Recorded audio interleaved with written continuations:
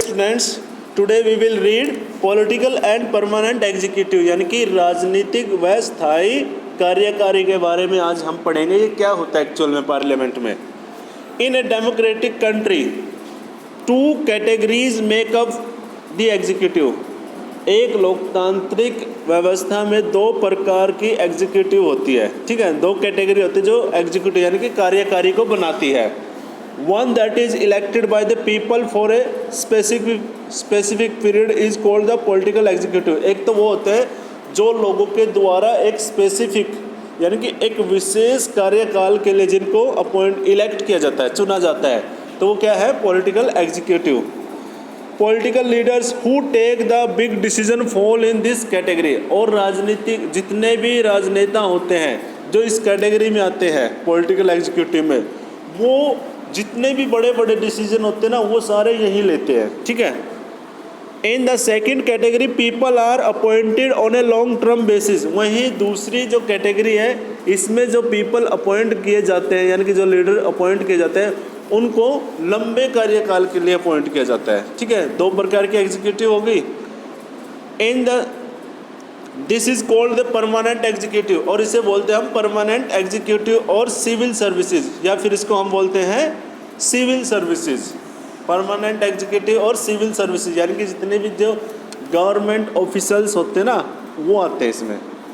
राजनेता तो 5 साल में बदलते रहते हैं ना, लोकसभा में भी और राज्य विधानसभाओं में भी, है ना। वहीं जो ये सेकंड कैटेगरी में वो आते हैं जो IAS ऑफिसर, DC होते हैं, हमारे HCS ऑफिसर होते हैं, वो इसमें आते हैं। वो तो लंबे समय तक रहते हैं ना, वो तो रिटायर ही होते हैं, उनको ऐसे थोड़ा ना बीच में हटा देते हैं, ऐसा नहीं होता ना उनको। तो वो तो क्या है, लंबे कार्यकाल के लिए होते हैं। Persons working in civil services और आर कॉल्ड सिविल सर्वेंट्स। और जो व्यक्ति ये सिविल सर्विसेज करते हैं जो भी, उन्हें बोलते हैं सिविल सर्वेंट बोलते हैं उनको। जो IAS, IPS, SP, DSP जो ये होते हैं ना, ये इसी में आते हैं, ठीक है। They remain in office even when the ruling party changes. Way office में जब तक रहते हैं चाहे सत्ता में कोई भी पार्टी आए, लेकिन वो फिर भी रहते हैं। क्या आपने देखा कि भाई आज BJP है, नेक्स्ट टाइम कांग्रेस आ जाए, इससे पहले कांग्रेस थी, तो जो सिविल सर्विसेज में जो व्यक्ति थे जो यानी कि जो IAS ऑफिसर थे उनको तो नहीं चेंज किया गया, है ना।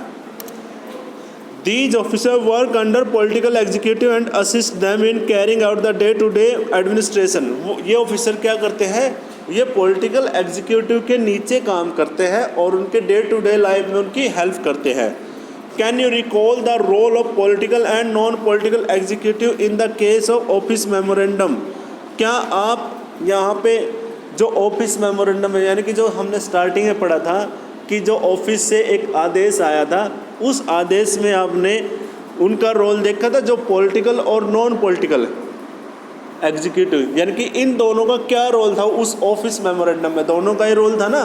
वहाँ सेक्रेटरी ने साइन कर रखे थे और पास किन्होंने किया था, ये वहाँ से पार्लियामेंट से पास हुआ था, जितने भी कैबिनेट मिनिस्टर थे, है ना, काउंसिल ऑफ मिनिस्टर ने उसको पास किया था। You might ask, why does the political executive have more power than the non-political executive? अब आप यह क्वेश्चन कर सकते हो कि भाई जो पॉलिटिकल एग्जीक्यूटिव है यानी कि जो राजनेता हैं उनके पास ज़्यादा पावर क्यों है अफसरों से, है ना। वो तो रहते 5 साल के लिए, ये रहते लाइफ टाइम तक जितना भी उनका टर्म होता है ना, तो वो उनसे ज़्यादा पावरफुल क्यों है। क्वेश्चन अब यही आ रहा है ना, क्यों है। Why is the minister more powerful than the civil servant. सीधा सा क्वेश्चन हमारा आम भाषा में यही है कि जो मंत्री है वो ज़्यादा ताकतवर क्यों होते हैं अफसरों से। The civil servant is usually more educated and more expert knowledge of the subject. आपको पता है जो सिविल सर्वेंट होता है, जो IPS IAS ऑफिसर होता है, वो ज़्यादा पढ़ा लिखा भी होता है और ज़्यादा एक्सपर्ट भी होता है। IAS का जो टेस्ट होता है वो सबसे ज़्यादा टफेस्ट टेस्ट है वर्ल्ड अपने इंडिया का ना। वो तो बड़ा पढ़ा लिखा होता है ना। लेकिन उनसे ज़्यादा ताकत किन के पास है, नेताओं के पास है ना, मिनिस्टर के पास है, यानी कि मंत्री के पास है, नेताओं के नहीं मंत्रियों के पास है। The adviser working in the finance minister know more about economics than the finance minister. जो एडवाइज़र होता है ना, जैसे फाइनेंस मिनिस्टर होता है, तो फाइनेंस मिनिस्टर का जो एडवाइज़र होता है वो यही होता है, सिविल सर्वेंट ही होता है। वो ज़्यादा नॉलेजेबल होता है उससे, अपने जितने भी मंत्री हैं ना, उनके एक एक सेक्रेटरी है, और सेक्रेटरी नहीं है आईएएस सिविल सर्वेंट ही है, आईएएस ऑफिसर है, वो उनसे ज़्यादा क्या होते हैं, नॉलेजेबल होते हैं, उनको ज़्यादा ज्ञान होता है। ठीक है। Sometimes the minister may know very little about the technical matters that come under their ministry. कई बार तो मंत्रियों को पता भी नहीं होता, जो टेक्निकल जो उसके अंदर मैटर होता है ना, कोई भी टॉपिक हो गया, उनको नहीं पता होता, लेकिन अफसरों को पता होता है, सेक्रेटरियों को उनके। ठीक है। This could easily happen in minister like defence, industry, health, science, technology, mines etcetera. तो इस प्रकार की जो ये मिनिस्ट्री है, इनमें जो मंत्री होते हैं उनको इतना ज्ञान नहीं होता, लेकिन जो अफसर होते हैं, उनके जो सेक्रेटरी होते हैं, उनको ज्ञान होता है उससे ज़्यादा। फिर भी पावरफुल कौन बना रखे हैं? मंत्री। क्यों बना रखे हैं? Why should the minister have the final से ऑन दीज मैटर। क्यों जो मंत्री होते हैं उनको इन मामलों में बोलने के लिए ज़्यादा ताकत दे रखी है? The reason is very simple. जो रीज़न है यानी कि जो कारण है वो बहुत ही सिंपल है। In a democracy the will of people is supreme. देखो लोकतंत्र में क्या होता है, जो लोगों की इच्छा होती है वही क्या होती है, सर्वोच्च होती है। ठीक है। तो the minister is an elected representative of people and thus empowered to exercise the will of the people on their behalf. और जो मंत्री होते हैं, जो मिनिस्टर होते हैं, वो इलेक्ट किए जाते हैं लोगों के द्वारा। लोकतंत्र का मेन क्या है मोटो, कि भाई यहाँ लोगों को क्या देना है, शासन देना है। अब जो मंत्री होते हैं वो लोगों के द्वारा चुने हुए होते हैं। ठीक है। तो ऑब्वियस सी बात है, लोगों की इच्छा उन्हीं के ऊपर होगी ना, तो इसीलिए मंत्रियों को ज़्यादा पावरफुल बनाया गया है। ठीक है।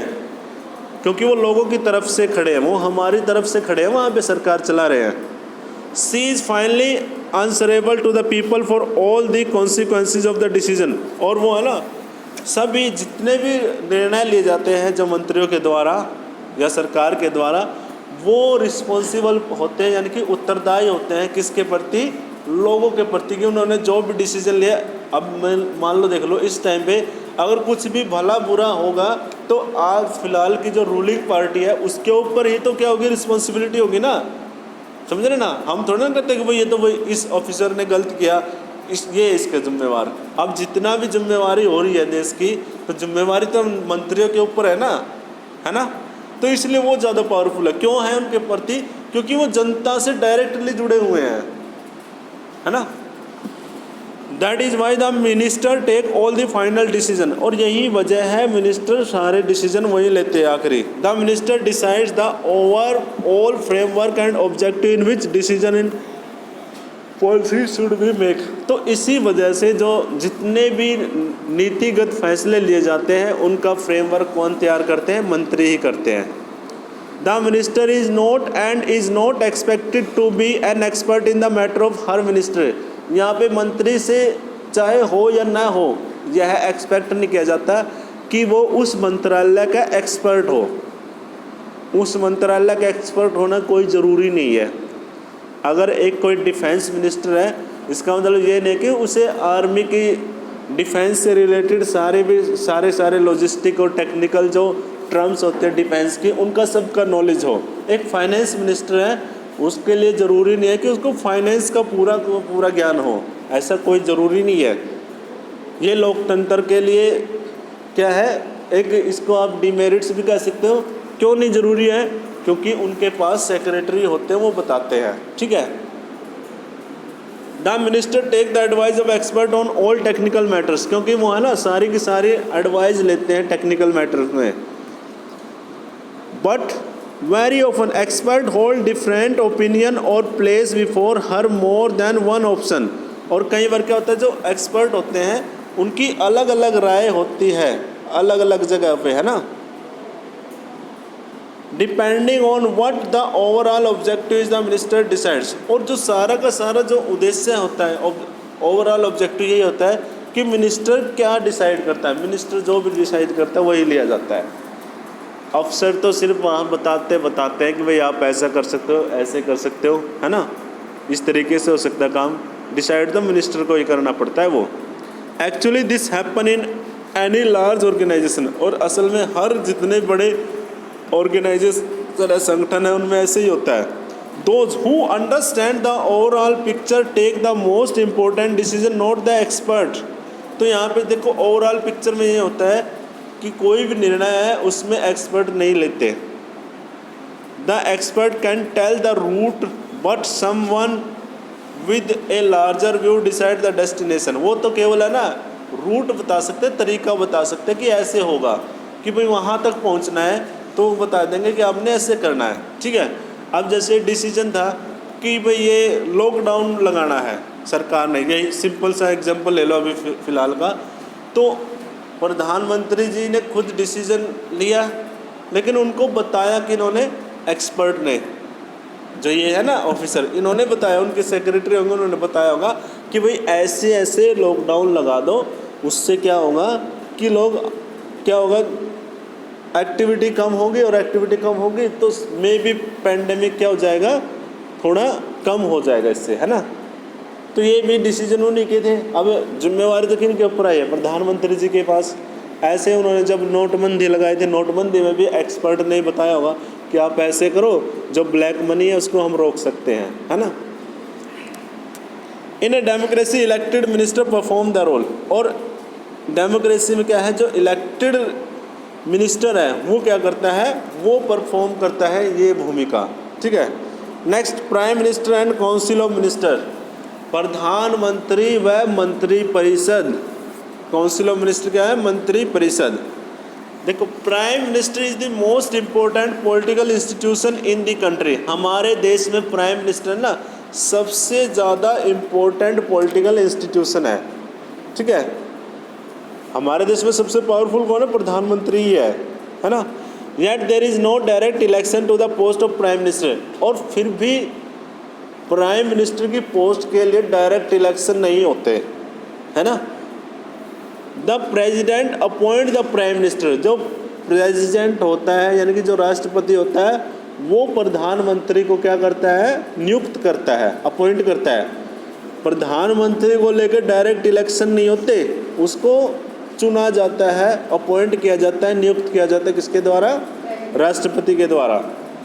But the president can not appoint anyone she likes. लेकिन प्रेजिडेंट किसी को भी अपॉइंट नहीं कर सकता जिसे वो चाहे, ऐसे नहीं कर सकता. उसे क्या करना पड़ता है, the president appoint the leader of the majority party or the coalition of party that commands and majority in the Lok Sabha as a prime minister. उसको उस व्यक्ति को चुनना पड़ेगा जिस व्यक्ति को, जो पार्टी बहुमत में आई है. ये देखो, ये इंपॉर्टेंट वर्ड है, जिस पार्टी को लोकसभा में बहुमत मिला, यानी कि ज़्यादा मत उनको मिले हैं, ज़्यादा मंत्री वो एमपी जिसके हैं, उस दल के, अगर वो दल कहे कि हम इस व्यक्ति को बनाएंगे प्रधानमंत्री, तो उसको ही बनाना पड़ेगा. या फिर कई बार क्या होता है कि एक दल को विशेष बहुमत नहीं मिलता, तो वो बाकी पार्टियों के साथ क्या करेगा, वो मिलके सरकार बनाते हैं. हाँ जी. In case no single party or alliance get a majority, the president appoint the person most likely to secure a majority support. और कई बार ऐसा होता है किसी भी दल को मान लो बहुमत नहीं मिलता हो, तो राष्ट्रपति ऐसे व्यक्ति को नियुक्त करता है प्रधानमंत्री, जो व्यक्ति लोकसभा में अपना बहुमत साबित कर सके, सिक्योर कर सके. The prime minister does not have a fixed tenure. और प्राइम मिनिस्टर की जो टेन्योर यानी कि अवधि है, वो फिक्स नहीं है. He continues in power so long as he remain the leader of the majority party और कोलिशन. वो सत्ता में तब तक रहता है जब तक उसके पास बहुमत हो, मेजोरिटी हो. ठीक है. या तो अपनी पार्टी का बहुमत हो, या फिर उसके पास कोलिशन पार्टीज होते हैं उनका बहुमत. अब जैसे मान लो प्राइम मिनिस्टर है हमारे, ये तब तक है अगर मान लो आज के टाइम में जो इनके जितने भी एमपी है ना, अगर वो मना करते कि भाई हम इनके पक्ष में नहीं है, तो सरकार तभी गिर जाएगी. सुना होगा ना आपने, सरकार गिर गई. तो सरकार गिरने का मीन्स यही होता है, as soon as the member of parliament deny their support to the prime minister. यदि वो अपने प्राइम मिनिस्टर को अपना समर्थन न दे, मना कर दे कि भाई हम इसको अपना नेता नहीं मानते, तो क्या होगा, सरकार गिर जाती है. ठीक है. The prime minister he continues in power so long as he remain the leader of the majority party और कोलिशन, यानी कि वो सत्ता में तब तक रहता है जब तक उसको सदन में बहुमत मिल रहा हो, जब तक उसके पक्ष में बहुमत है ना तब तक प्राइम मिनिस्टर है वो। तो प्राइम मिनिस्टर की पोस्ट भी क्या है, फिक्स नहीं है, ठीक है। हालांकि पावरफुल है लेकिन परमानेंट नहीं है ये, ठीक है। जब तक है वो परमानेंट जब तक उसके पक्ष में है। 5 साल के लिए इलेक्शन होते हैं ना प्रधानमंत्री, तब तक है वो जब तक उसको समर्थन दे रहे हैं एमपी, ठीक है। यहाँ पे एक कार्टून दिया गया है, इसको पढ़ लो। Addition and subtraction, addition and subtraction यानी कि करना और घटाना, शामिल करना और घटाना, ये मिनिस्टर में होता है। The race become minister is not new, यानी कि मंत्री बनने की जो दौड़ है वो नई नहीं है। Here is a cartoon depicting the ministerial aspirant waiting to get a berth in Nehru cabinet after the 1962 election. तो यहाँ पे देखो जवाहरलाल नेहरू जी की इलेक्शन हुए थे 1962 में, उसमें बताया गया जैसे जितने मंत्री है ना बाहर खड़े हैं कार्टून में, ये सभी के सभी वेट कर रहे हैं कि हमें कौन सा मंत्रालय मिलेगा, ठीक है।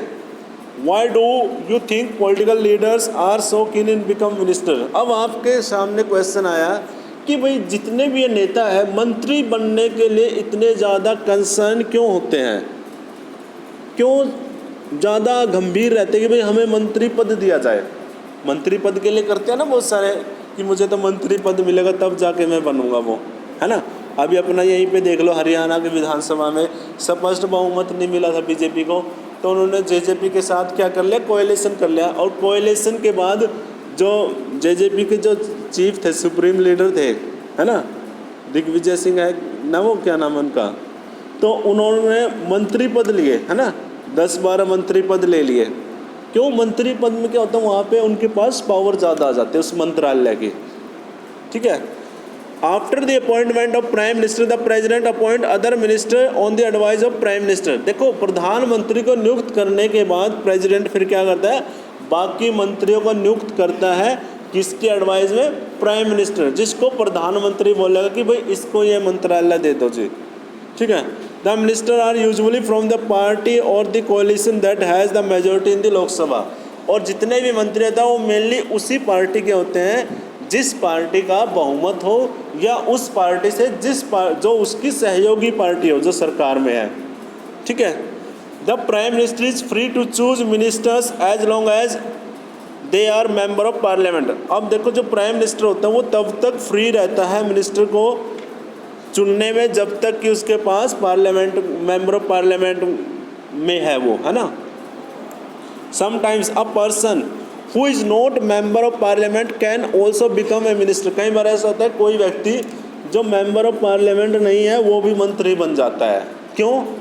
But such a person has to elect to one of the house of parliament within 6 months और appoint as a minister.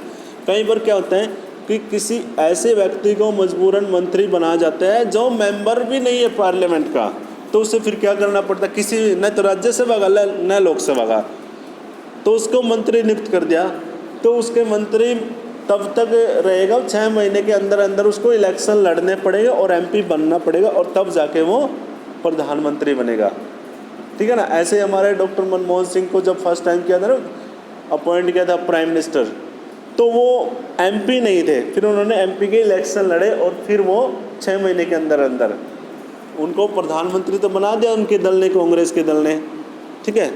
Council of minister is the official name of body that include all the minister. तो council of minister वही body है जिसके अंदर सभी के सभी minister आते हैं, ठीक है। It usually has 60 to 80 minister of different ranks. और यहाँ पे अक्सर 60 से लेके 80 मंत्री होते हैं जिनके पास अलग अलग रैंक होते हैं, ठीक है। उसके बाद आता है कैबिनेट मिनिस्टर्स, प्रधानमंत्री, उसके बाद क्या हुआ काउंसिल ऑफ मिनिस्टर यानी कि मंत्री परिषद, और उसके बाद आ गए cabinet minister. Cabinet minister are usually top level leader of the ruling party. ये अक्सर क्या होते हैं, टॉप लेवल के जो लीडर होते हैं ना रूलिंग पार्टी के, जिस भी पार्टी का शासन है वहाँ पे, और party who are in charge of major minister, या वो पार्टी जिसके ज़्यादा मंत्री हैं, ठीक है ना। Usually a cabinet minister meet to take decision in the name of council of minister. और यूजुअली क्या होता है, जो कैबिनेट मिनिस्टर होते हैं वो डिसीजन लेने के लिए काउंसिल ऑफ मिनिस्टर से मिलते हैं, कैबिनेट इज दस the inner ring of the minister of council. तो इस प्रकार हम कह सकते हैं कि यह काउंसिल के अंदर की एक रिंग है, उसके अंदर आते हैं, यानी कि एक मिनिस्टर ऑफ काउंसिल होगी, उस मिनिस्टर ऑफ काउंसिल में जो टॉप लीडर है वो कैबिनेट में आते हैं। ठीक है। इट कंप्राइजेज अबाउट 25 मिनिस्टर, इसमें लगभग 25 मिनिस्टर होते हैं। मिनिस्ट्री ऑफ काउंसिल में कितने होते हैं 60 to 80, और इसमें कितने होते हैं 25। Ministers of state with independent charge, वही दूसरे होते हैं minister of state independent charge. राज्य मंत्री भी सुना होगा आपने, गृह राज्य मंत्री, गृह मंत्री अलग, गृह राज्य मंत्री अलग है। तो ये क्या होते हैं, are usually in charge smaller ministries. इनको है ना मिनिस्ट्री की छोटे मंत्रालय क्या मिली हुई है, चार्जशिप मिली हुई है। दे participate in the cabinet meetings only when specially invited, वो कैबिनेट मिनिस्ट्री में तब मीटिंग में तब भाग लेते हैं जब उनको स्पेशली बुलाया जाता है। तो minister of state are attach to a required to assist cabinet ministers. ये मिनिस्टर ऑफ स्टेट क्या होते हैं, ये कैबिनेट मंत्रियों की कैबिनेट मंत्री क्या करते हैं, उनकी हेल्प करने के लिए एज ए हेल्पर बैठते हैं। असिस्ट का मतलब क्या है, हेल्प करना। Since it is not practical for all ministers to meet regularly discuss everything, the decision are taken in cabinet meetings. क्योंकि बहुत सारे जो प्रैक्टिकली क्या होता है, सारे के सारे मंत्री हैं रेगुलरली डिस्कस नहीं कर पाते हर मैटर पे, और डिसीजन कहाँ लिए जाते हैं, कैबिनेट मीटिंग में। That is why parliamentary democracies most countries often known as a cabinet form of government. और इसी वजह से बोला जाता है पार्लियामेंट्री जो गवर्नमेंट होते हैं वो क्या होते हैं, कैबिनेट फॉर्म ऑफ गवर्नमेंट होती है। ठीक है ना, यानी कि कैबिनेट मंत्री के द्वारा चलाई गई सरकार होती है। The cabinet work as a team, ये टीम के तौर पे काम करते हैं, works as a team. The minister may have different views and opinion, मंत्रियों के अलग अलग दृष्टिकोण हो सकते हैं, अलग अलग राय हो सकती है, but everyone has to own up to every decision, लेकिन हर किसी को हर निर्णय को अपना मानना पड़ेगा, जिम्मेवारी लेनी पड़ेगी। अगर डिफेंस के फील्ड में कुछ गड़बड़ हुई तो डिफेंस मिनिस्टर को अपना मानना पड़ेगा, उसको उसे जिम्मेवारी लेनी पड़ेगी। हेल्थ में अगर प्रॉब्लम हुई तो हेल्थ मिनिस्टर को मानना पड़ेगा। कृषि में एग्रीकल्चर में तो रिस्पॉन्सिबिलिटी किसकी होगी, एग्रीकल्चरल मिनिस्टर की, है ना। No minister can openly criticise any decision of the government, कोई भी मंत्री है ना खुले तौर पे कोई भी मंत्री है वो अपनी सरकार की खुले तौर पे आलोचना नहीं कर सकता। Even if it is about ministry of department, चाहे उसकी मिनिस्ट्री ऑफ डिपार्टमेंट के बारे में भी हो तो वो ओपनली नहीं करेगा। अगर ओपनली करेगा तो इट मीन्स उसे सरकार से हटना पड़ेगा। जैसे अभी देखा होगा ना किसान बिल के ऊपर हरसिमरत कौर बादल थी, जो वो इसमें मंत्रालय मिला हुआ था उसको, फूड एंड प्रोसेसिंग का। उसने पहले तो क्या किया, रिजाइन दिया, और फिर उसने ओपनली इसको क्रिटिसाइज कर दिया, क्योंकि पहले तो वो भी तो उसी में थी, सरकार का ही अंग थी ना, वो मिनिस्टर थी, वो कैबिनेट मिनिस्टर थी, और उसने क्या कर दिया, अपने आप को रिमूव कर दिया और क्रिटिसाइज कर दिया ओपनली, है ना। Every ministry has secretary who are civil servant, हर मिनिस्ट्री के पास एक सेक्रेटरी होता है जो कि क्या होता है, सिविल सर्वेंट होता है। The secretaries provide necessary background information in minister to take decision, और वो सारे के सारे डिसीजन में क्या करता है, वो उनको सलाह वगैरह देता है ना। नेसेसरी बैकग्राउंड की जितनी भी टेक्निकल वो होती है ना, वो सलाह वही देता है। The cabinet as a team is assisted by cabinet secretariat, यानी कि कैबिनेट होते हैं ना, उसकी हेल्प की जाती है, किन के द्वारा, कैबिनेट के जो सेक्रेटरीट होते हैं, कैबिनेट के जितने भी सेक्रेटरी होते हैं वो हेल्प करते हैं वहाँ बैठ के। मान लो आप 20-25 स्टूडेंट हो, आप क्या हो, कैबिनेट मिनिस्टर हो, ठीक है, आपको है ना, आप सबके अपने अपने क्या है, सेक्रेटरी है, IAS ऑफिसर लगा रखे आपके पास, वो सलाह दे रहे कि भाई आप इसके लिए ये डिसीजन ले लो, ये ले लो, ठीक है। तो एक कैबिनेट सेक्रेटरीट भी है जो एडमिनिस्ट्रेशन के बारे में, एडमिनिस्ट्रेशन से रिलेटेड जो आपको बताते हैं, है ना। ये टेक्निकल चीज़ें इसमें ये आपने चेंजेस करनी पड़ेंगे। This include many senior civil servant who try to coordinate the working of the different minister. तो ये क्या है, बहुत सारे सीनियर सिविल सर्वेंट हैं जो कोऑर्डिनेट करते हैं अलग अलग जो अलग अलग हमारे मिनिस्टर हैं ना, मिनिस्ट्रीज़ की क्या करते हैं, कोऑर्डिनेशन बना के रखते हैं, सहयोग बना के, ठीक है। ओके, तो यहाँ पे एक्टिविटी आई है आपके सामने जो आपने करनी है। List the name of 5 cabinet minister and their ministry is at the union level and in your state. अपने स्टेट में और अभी करंट में जो हमारे यूनियन में सेंट्रल गवर्नमेंट है, कोई भी 5 मिनिस्टर है, कैबिनेट मिनिस्टर, कैबिनेट, उनकी आपने लिस्ट बनानी और उनके मंत्रालय के बारे में बताने को क्या क्या करते हैं। ऐसे ही हरियाणा होगी अपनी जो विधानसभा है ना, इसके बारे में, स्टेट काउंसिल के बारे में। Meet the mayor or municipal chairperson of your town और the president of Zila Parishad of your district and ask him or her about how the city, town or district is administered. यहाँ पे mayor से मिलना है, अपने जिला परिषद, उस किसी से भी ऐसे मिलके उनसे पूछना है कि कैसे हमारे सिटी को एडमिनिस्ट्रेड किया जा रहा है, कैसे इसको चलाया जा रहा है। ये एक्टिविटी है जिससे आपको समझ आ जाएगा कि भाई कैसे एडमिनिस्ट्रेशन को चलाया जाता है, ठीक है। आज हम यहीं तक पढ़ेंगे, कल हम पढ़ेंगे powers of the prime minister. Okay students.